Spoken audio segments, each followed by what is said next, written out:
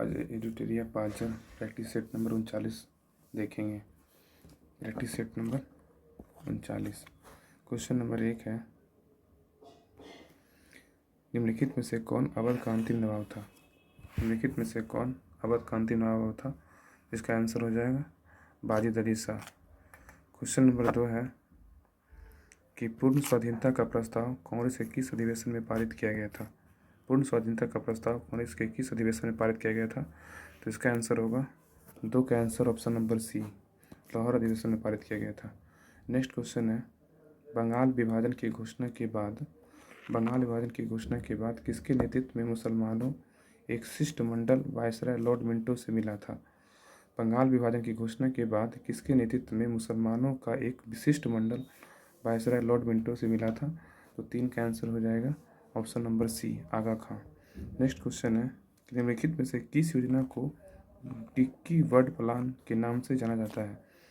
निम्नलिखित में से किस योजना को डिक्की वर्ड प्लान के नाम से जाना जाता है? तो 4 का आंसर होगा ऑप्शन नंबर ए, माउंटबेटन योजना। नेक्स्ट क्वेश्चन है, भारत में प्रकाशित समाचार पत्र बॉम्बे दर्पण के संस्थापक कौन थे? भारत में प्रकाशित समाचार पत्र बॉम्बे दर्पण के संस्थापक कौन थे? तो 5 का आंसर हो जाएगा ऑप्शन नंबर सी, बाल शास्त्री जाम्बेकर। क्वेश्चन नंबर 6 है कि प्रथम 3 आश्रम का उल्लेख किस उपनिषद में है? प्रथम 3 आश्रम का उल्लेख किस उपनिषद में है? तो 6 का आंसर होगा ऑप्शन नंबर ए, छंदोग्य उपनिषद में है। क्वेश्चन नंबर है 7, निम्नलिखित में से कौन सा भारत में सबसे बड़ी हड़प्पा कालीन स्थल है? निम्नलिखित में से कौन सा भारत में सबसे बड़ी हड़प्पा कालीन स्थल है? तो यह है Rakhigarhi, option number B. Question number 8 है कि आर्यों के मूल निवास के संबंध में किस विद्वान का मत था कि इनका मूल निवास तिब्बत था? आर्यों के मूल निवास के संबंध में किस विद्वान का मत था कि इनका मूल निवास तिब्बत था? तो 8 का आंसर हो जाएगा option number C, Dayanand Saraswati. Next question है, किस धर्म का यह मत है कि मोक्ष इस जीवन में ही संभव है, इसे प्राप्त करने के लिए मृत्यु आवश्यक नहीं है? तो 9 का आंसर होगा ऑप्शन नंबर बी, बौद्ध धर्म में ये संभव है। नेक्स्ट क्वेश्चन नंबर है 10, बोल रहा अशोक ने किस अभिलेख को स्वयं को सम्राट कहा था? अशोक ने किस अभिलेख में स्वयं को सम्राट कहा था? तो 10 का आंसर हो जाएगा ऑप्शन नंबर सी, भागरू अभिलेख में कहा था। Next question 11 number. Question number 11 है, 10वां अवतार मंदिर का निर्माण किस काल में हुआ है? 10वां अवतार मंदिर का निर्माण किस काल में हुआ है? तो 11 का आंसर होगा ऑप्शन नंबर ए, गुप्त काल में हुआ है। नेक्स्ट क्वेश्चन है, प्रसिद्ध शासक अमोघवर्ष द्वारा कविराज मार्ग की रचना किस भाषा में की गई थी? प्रसिद्ध शासक अमोघवर्ष द्वारा कविराज मार्ग की रचना किस भाषा में की गई थी? तो 12 का आंसर होगा ऑप्शन नंबर डी, कन्नड़ भाषा में किया गया था। नेक्स्ट क्वेश्चन है, दिल्ली सल्तनत के किस शासक ने शुद्ध अरबी के सिक्के चलाए थे? दिल्ली सल्तनत के किस शासक ने शुद्ध अरबी के सिक्के चलाए थे? तो 13 का आंसर होगा ऑप्शन नंबर डी, इल्तुतमिश चलाया था। नेक्स्ट क्वेश्चन है, निम्नलिखित में से किसने महाद्वीपीय विस्थापन का सिद्धांत दिया था? किसने महाद्वीपीय विस्थापन का सिद्धांत दिया था? तो 14 का आंसर होगा option number B, Alfred Wegener ने दिया था। नेक्स्ट क्वेश्चन है, म्यांमार के साथ कितने भारतीय राज्य सीमा साझा करते हैं? म्यांमार के साथ कितने भारतीय राज्य सीमा साझा करते हैं? तो 15 का आंसर होगा ऑप्शन नंबर बी, 4 राज्य सीमा साझा करता है। नेक्स्ट है, जोहार घाटी किस भारतीय राज्य में स्थित है? जोहार घाटी किस भारतीय राज्य में स्थित है? तो 16 का आंसर होगा ऑप्शन नंबर बी, उत्तराखंड में स्थित है। तो जोहार घाटी किस राज्य में स्थित है? तो जोहार घाटी उत्तराखंड में स्थित है। नेक्स्ट क्वेश्चन है, निम्नलिखित में से किस प्रकार की नदियों में जल ग्रहण की क्षमता कम होती है? निम्नलिखित में से किस प्रकार की नदियों में जल ग्रहण की क्षमता कम होती है? तो 17 का आंसर होगा ऑप्शन नंबर बी, प्रायद्वीपीय नदियों में। नेक्स्ट क्वेश्चन नंबर है 18, भारत में किस प्रकार के मृदा का सर्वाधिक प्रयोग ईंट निर्माण में किया जाता है? तो भारत में किस प्रकार के मृदा का सर्वाधिक प्रयोग ईंट निर्माण में किया जाता है? तो 18 का ऑप्शन नंबर होगा 18 का option number C, right answer है। लेटराइट मिट्टी का प्रयोग ईंट निर्माण में किया जाता है। नेक्स्ट है, निम्नलिखित में से कौन खरीफ फसल का उदाहरण नहीं है? तो खरीफ फसल का उदाहरण इसमें कौन नहीं है? तो सरसों नहीं है, सरसों रबी फसल है। बाजरा खरीफ फसल है, ज्वार खरीफ फसल है, अरहर खरीफ फसल है। नेक्स्ट क्वेश्चन है, कोल इंडिया लिमिटेड की स्थापना किस वर्ष हुई थी? कोल इंडिया लिमिटेड की स्थापना किस वर्ष हुआ था? तो 20 का आंसर होगा ऑप्शन नंबर सी, 1975 में स्थापना हुआ था। कोल इंडिया लिमिटेड का स्थापना कब हुआ था? 1975 में। नेक्स्ट क्वेश्चन है केंद्र राज्य संबंधों पर गठित MS पुंछी आयोग का गठन किस वर्ष किया गया था? केंद्र राज्य संबंधों पर गठित MM पुंछी आयोग का गठन किस वर्ष किया गया था? तो 21 का आंसर होगा 21 का ऑप्शन नंबर सी, 2007 में किया गया था। नेक्स्ट क्वेश्चन है क्वेश्चन नंबर 22 है। क्वेश्चन नंबर 22 है, बोल रहा है कि भारतीय संविधान के किस अनुच्छेद के तहत राष्ट्रपति राज्यपाल की नियुक्ति करता है? बोल रहा है कि भारतीय संविधान के किस अनुच्छेद के तहत राष्ट्रपति राज्यपाल की नियुक्ति करता है? अनुच्छेद 155 के तहत करता है। अनुच्छेद 153 में क्या है? 153 में कि प्रत्येक राज्य का एक राज्यपाल होगा। 53 में क्या है? प्रत्येक राज्य का एक राज्यपाल होगा। और नेक्स्ट है अनुच्छेद 156 में क्या है? 156 में बोला गया है कि राज्यपाल राष्ट्रपति को संबोधित हस्ताक्षर सहित पत्र द्वारा अपना त्यागपत्र दे सकता है। 156 में बोला गया है। 160 में क्या है? 160 में बोल रहा है कि इसमें बोला गया है कि कुछ आकस्मिकताओं में राज्यपाल जो है कार्यों का निर्वहन कर सकता है। अनुच्छेद 160 में बोला गया है। नेक्स्ट क्वेश्चन नंबर है 23 है। दोनों सदनों की संयुक्त बैठक की अध्यक्षता निम्नलिखित में से कौन करता है? दोनों सदनों की संयुक्त बैठक की अध्यक्षता निम्नलिखित में से कौन करता है? तो 23 का आंसर होगा 23 का ऑप्शन नंबर बी, लोकसभा अध्यक्ष करता है। नेक्स्ट क्वेश्चन नंबर है 24। संसद के सत्र आरंभ होने के बाद राष्ट्रपति द्वारा जारी अध्यादेश कितने समय के भीतर दोनों सदनों द्वारा अनिवार्य रूप से पारित किया जाना चाहिए? संसद के सत्र आरंभ होने के बाद राष्ट्रपति द्वारा जारी अध्यादेश कितने समय के भीतर दोनों सदनों द्वारा अनिवार्य रूप से पारित किया जाना चाहिए? तो इसका 24 का आंसर होगा ऑप्शन नंबर बी, 6 सप्ताह। नेक्स्ट क्वेश्चन है कि भारतीय संविधान में संसदीय विशेषाधिकार किस देश के संविधान से लिया गया है? भारतीय संविधान में संसदीय विशेषाधिकार किस देश के संविधान से लिया गया है? तो 25 का आंसर होगा ऑप्शन नंबर डी, ऑस्ट्रेलिया से लिया गया है। नेक्स्ट क्वेश्चन है कि किस अधिनियम के अंतर्गत प्रांतीय विषयों को 2 उपवर्गों आरक्षित तथा हस्तांतरित विभाजित में किया गया है? तो किस अधिनियम के अंतर्गत प्रांतीय विषयों को 2 उपवर्गों आरक्षित तथा हस्तांतरित में विभाजित किया गया है? तो 26 का आंसर होगा ऑप्शन नंबर डी, भारतीय परिषद अधिनियम 1919 में किया गया है।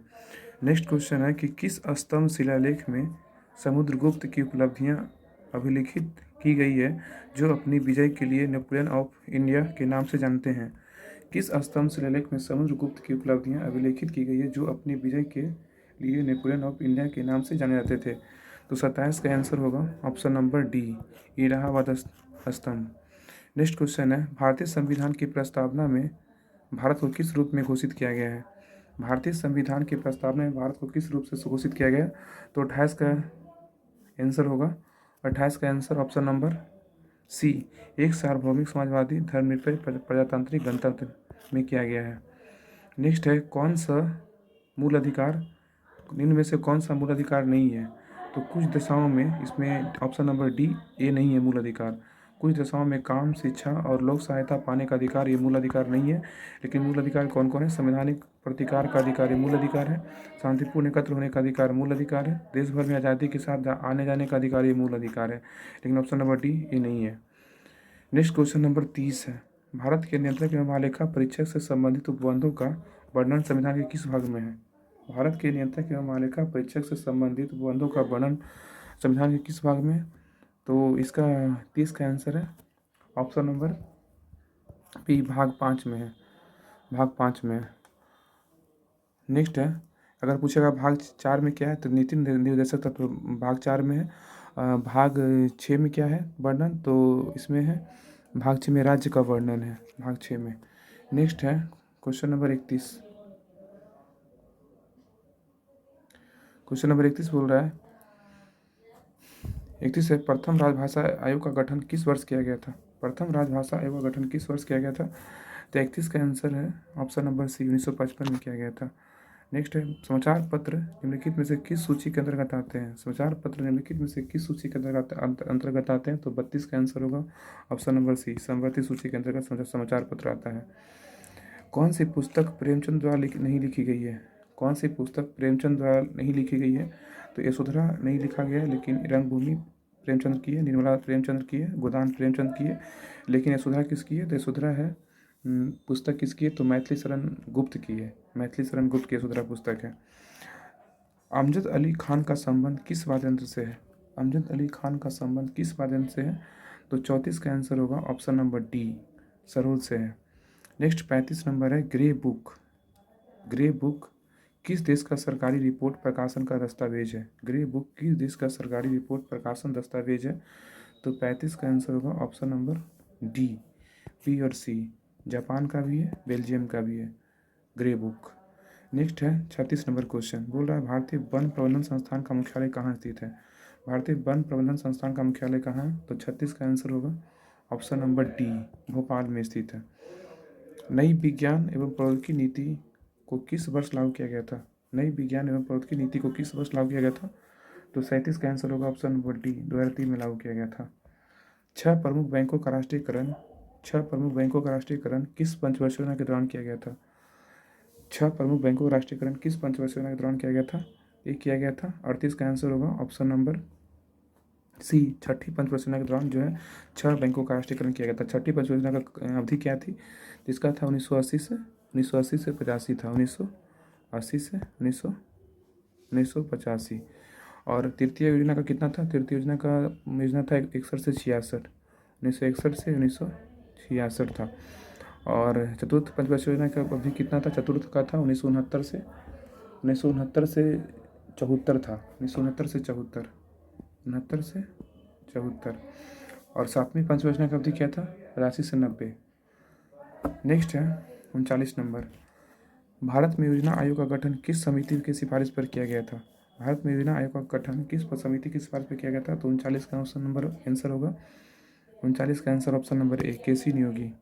40 है, निम्नलिखित में से कौन सा अप्रत्यक्ष कर के उदाहरण है? सभी अप्रत्यक्ष कर है, सेवा कर, सीमा शुल्क, बिक्री कर, ये सभी अप्रत्यक्ष कर है। नेक्स्ट है, यदि किसी अर्थव्यवस्था में अच्छी और बुरी मुद्राएं एक साथ प्रचलन में है तो बुरी मुद्रा अच्छी मुद्रा को प्रचलन से बाहर कर देती है। यह है किसका नियम? तो 41 का आंसर होगा ग्रेसम का नियम है। कौन ग्रीन हाउस गैस का उदाहरण नहीं है? कौन ग्रीन हाउस गैस का उदाहरण नहीं है? तो 42 का आंसर होगा option number C, carbon monoxide green house gas का उदाहरण नहीं है, लेकिन मीथेन, कार्बन डाइऑक्साइड, क्लोरोफ्लोरोकार्बन, ये सभी जो है ग्रीन हाउस गैस की उदाहरण है। क्वेश्चन नंबर 43, निम्न में से कौन दुर्लभ जातियों के उदाहरण है? निम्न में कौन दुर्लभ जातियों के उदाहरण है? तो दुर्लभ जाति के उदाहरण कौन है? तो 43 का आंसर होगा ऑप्शन नंबर ए, हिम चीता है। कोणीय संवेग की बीमा निम्नलिखित में से क्या है? कोणीय संवेग की बीमा निम्नलिखित में क्या है? तो 44 का आंसर होगा ml2 T⁻⁻1 है। नेक्स्ट है, कौन एक सदिश राशि नहीं है? कौन एक सदिश राशि नहीं है? तो 45 का आंसर होगा ए, विद्युत धारिता सदिश राशि नहीं है, अदिश राशि है। बल आघूर्ण सदिश राशि है, चुंबकीय क्षेत्र सदिश राशि है, बल सदिश राशि है, लेकिन विद्युत धारिता जो है अदिश राशि है। यदि पृथ्वी की वर्तमान घूर्णन गति बढ़ा दी जाए, यदि पृथ्वी की वर्तमान घूर्णन गति बढ़ा दी जाए तो विषुवत रेखा प्रकृति त्वरण का मान क्या होगा? तो 46 का आंसर होगा ऑप्शन नंबर ए, घट जाएगा। प्रकाश के एक माध्यम से दूसरे माध्यम में जाने पर निम्न में से क्या नहीं बदलता है? प्रकाश के एक माध्यम से दूसरे माध्यम में जाने पर निम्न में से क्या नहीं बदलता है? तो 47 का ऑप्शन नंबर क्या होगा आंसर? तो बी होगा, आवृत्ति नहीं चेंज होता, लेकिन तरंग दैर्ध्य और वेग चेंज होता है। हीरा में कौन सा प्रसंस्करण पाया जाता है? हीरा में कौन सा प्रसंस्करण पाया जाता है? sp3 option number A. 48 का ऑप्शन नंबर क्या होगा? ए, आंसर, राइट आंसर। नेक्स्ट है, चीनी सॉल्टपीटर का रासायनिक रूप क्या है? चीनी सॉल्टपीटर का रासायनिक रूप क्या है? तो 49 का आंसर क्या होगा? 49 का आंसर होगा option number B, NaNO3। Chile saltpetre का रासायनिक स्वरूप क्या है? तो NaNO3। अमरबेल निम्नलिखित में से किसका उदाहरण है? अमरबेल निम्नलिखित में से किसका उदाहरण है? तो 50 का आंसर होगा ऑप्शन नंबर डी, परजीवी का है। अमरबेल निम्नलिखित में किसका उदाहरण है? तो परजीवी का है। अब ये फैक्ट पे अस्मरणीय तथ्य, भारत के पड़ोसी देश एवं संबंधित राज्यों के साथ लगी सीमाएं कौन कौन है? तो बांग्लादेश के साथ जो है 2216 किलोमीटर लगती है। कौन सा राज्य लगती है? तो पश्चिम बंगाल लगती है। चीन के साथ जो है टोटल सीमा 1080 किलोमीटर लगती है। और कौन सा राज्य है? तो अरुणाचल प्रदेश संबंधित राज्य है। पाकिस्तान के साथ कितना किलोमीटर लगता है? पाकिस्तान के 1070 किलोमीटर लगता है। कौन सा राज्य? राजस्थान।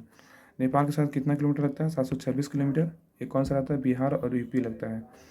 म्यांमार के साथ कौन सा सीमा लगता है? कितना किलोमीटर लगता है? तो 520 किलोमीटर म्यांमार के साथ लगता है। इसके साथ कौन सा राज्य? अरुणाचल प्रदेश राज्य है। भूटान के साथ टोटल किलोमीटर कितनी है? 286। इसके साथ कौन सा राज्य लगता है? तो असम लगता है। अब आइए नेक्स्ट। अब दिया हुआ है भारत के साथ पड़ोसी देशों सीमा लंबाई, पड़ोसी देशों के साथ तथा लगी राज्यों के साथ पड़ोसियों की संख्या कितनी है? तो देश दिया हुआ है, किलोमीटर दिया हुआ है, कौन कौन कितना किलोमीटर, राज्य है यूटी की कौन कौन लगता है। तो बांग्लादेश की टोटल सीमा लगती है 496 किलोमीटर। इसके साथ 5 राज्य जो है सीमा स्पर्श करती है। चीन के साथ टोटल किलोमीटर है 3488 किलोमीटर। इसके साथ 5 राज्य लगता है। पाकिस्तान के साथ टोटल 3323 किलोमीटर लगती है। इसके साथ भी 5 राज्य लगता है सीमा। नेपाल के साथ टोटल किलोमीटर कितनी है? तो 1751 किलोमीटर नेपाल का है। 5 राज्य सीमा लगाती है। म्यांमार के साथ कितनी लगती है? 1643 किलोमीटर। इसके साथ 4 राज्य की सीमा लगती है। भूटान के साथ जो है कितने किलोमीटर लगती है? 699 किलोमीटर लगती है। इसके साथ भी 4 राज्य लगती है। अफगानिस्तान के साथ कितनी किलोमीटर लगती है? कुछ 6 किलोमीटर। सबसे कम अफगानिस्तान के साथ लगता है। और तो ये कितना? तो 1 राज्य लगता है। सबसे ज़्यादा तो चीन के साथ, बांग्लादेश के साथ 5 राज्य 496 किलोमीटर। और अगर सबसे कम बोले तो अफगानिस्तान के साथ 106 किलोमीटर। टोटल 1 राज्य की सीमा लगती है। बोल रहा है भारत स्थित है उत्तरी अक्षांश एवं पूर्वी देशांतर के बीच है। क्षेत्रफल की दृष्टि से भारत का विश्व में स्थान कईमा है? तो 7वां है। भारत का क्षेत्रफल संपूर्ण विश्व के क्षेत्रफल का कितना है? 2.42% है। नेक्स्ट है भारत का उत्तर से दक्षिण का विस्तार कितना है? भारत का उत्तर से दक्षिण का विस्तार कितना है? तो 3214 किलोमीटर है। नेक्स्ट है भारत का पूर्व से पश्चिम विस्तार कितना? 2933 किलोमीटर है। नेक्स्ट है भारत का जलीय समुद्री सीमा से संबंधित देशों की संख्या कितनी है? तो 7 है। भारत की जलीय समुद्री सीमा से संबंधित देशों की संख्या कितनी है? तो 7 है। नेक्स्ट है कि भारत की जल एवं स्थल सीमा, भारत की जल एवं स्थल सीमा से लगे देशों की संख्या कितनी है? तो 3 है। कौन कौन है? बांग्लादेश है, म्यांमार है, पाकिस्तान है। नेक्स्ट है भारत एवं पाकिस्तान की मध्य रेखा है तो रेड क्लिफ रेखा है। 1947 में ये रेखा दोनों के बीच मतलब स्थापित हुआ था। नेक्स्ट है भारत एवं चीन के मध्य रेखा मैकमोहन रेखा है, 1914 में आया था। भारत एवं अफगानिस्तान के मध्य कौन सा रेखा है? डूरांड रेखा है, 1896 में आया था। भारतीय मानक समय गुजरती है 5 राज्य से। कौन कौन? उत्तर प्रदेश, मध्य प्रदेश, छत्तीसगढ़, उड़ीसा और आंध्र प्रदेश। तो भारतीय मानक समय गुजरती है तो 5 राज्य से। उत्तर प्रदेश, मध्य प्रदेश, छत्तीसगढ़, उड़ीसा और आंध्र प्रदेश। कर्क रेखा गुजरती है 8 राज्यों से। कौन कौन राज्य है? राजस्थान है, गुजरात है, मध्य प्रदेश है, छत्तीसगढ़ है, झारखंड है, पश्चिम बंगाल है, त्रिपुरा है, मिजोरम है। तो कर्क रेखा से टोटल 8 राज्य गुजरती है। राजस्थान, गुजरात, मध्य प्रदेश, छत्तीसगढ़, झारखंड, पश्चिम बंगाल, त्रिपुरा और मिजोरम। नेक्स्ट है भारतीय उपमहाद्वीप में शामिल देशों की संख्या कितनी है? तो 5 है। भारतीय उपमहाद्वीप में शामिल देशों की संख्या कितनी है? 5। भारत, पाकिस्तान, बांग्लादेश, नेपाल, भूटान। नेक्स्ट है असम एवं अरुणाचल प्रदेश के मध्य सीमा बनाती है संकोच नदी। असम एवं अरुणाचल प्रदेश की मध्य सीमा बनाती है संकोच नदी। भारत एवं नेपाल की मध्य सीमा बनाती है काली नदी। भारत एवं नेपाल की मध्य सीमा बनाती है काली नदी। भारत एवं म्यांमार को अलग करती है पटकाई की पहाड़ी। भारत एवं म्यांमार को अलग करती है पटकाई की पहाड़ी। 3 ओर से बांग्लादेश के साथ घिरा भारतीय राज्य कौन है? त्रिपुरा। तीनों ओर से बांग्लादेश के साथ घिरा हुआ भारतीय राज्य कौन है? त्रिपुरा है। सबसे लास्ट पॉइंट है भारत की सबसे दक्षिणी बिंदु क्या है? इंदिरा पॉइंट है। भारत की सबसे दक्षिणी बिंदु क्या है? इंदिरा पॉइंट है। तो 38 नंबर सेट कंप्लीट हो गया। 38 नहीं, 39 39 नंबर सेट था।